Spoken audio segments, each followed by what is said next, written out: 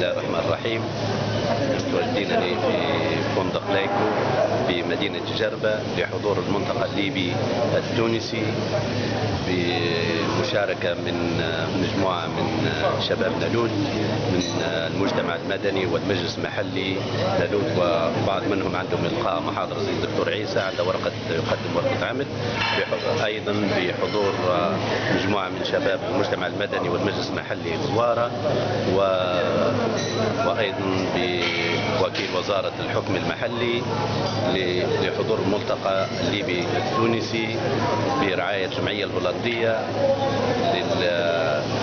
للحكم اللامركزي أو